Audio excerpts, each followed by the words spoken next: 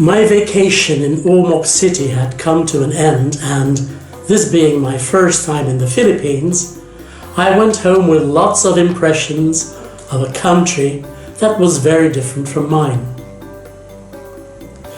I flew from Tacloban back to Manila on a domestic flight, and just like the day I arrived in the Philippines, Malate Pension had sent their driver to meet me. I'm not the kind of person to sit in a hotel room for the rest of the day, especially with the prospect of spending the next day sitting in airport lobbies and on long intercontinental flights. I wanted to stretch my legs. When I stopped over in Manila before, I already felt unsafe when walking through the Malate district. This feeling became even more intense the second time around. Unlike Makati, where you can meet business people from all over the world, Malate is not exactly crowded with Westerners. So my white complexion attracted the attention of almost every local citizen I passed. I couldn't shake the impression that small groups of men gathered on street corners were watching my each and every move.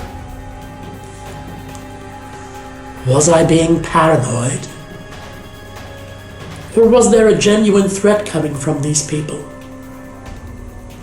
I tried to reassure myself that it was probably all in my head. But in retrospect, I think I had every reason to be aloof. I heard footsteps coming up from behind me.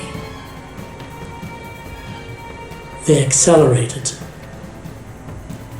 I tried to remain calm and not speed up my pace or show any sign of anxiety.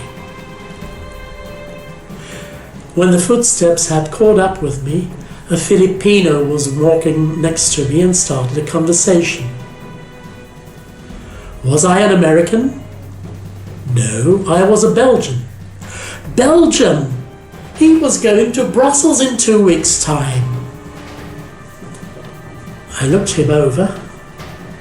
He didn't strike me as a wealthy tourist spending vacations on the other side of the globe. Nor did he look like a world-roaming businessman. Had he said Antwerp instead of Brussels, I might have taken him for a seaman. But now his story lacked all credibility. So, are you going to buy some souvenirs to take home with you while you're here in Manila? He inquired.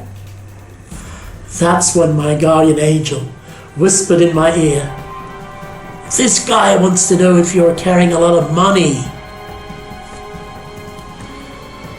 I envisioned myself being mugged in an alley, bleeding between the dustbins with only rats as my witnesses.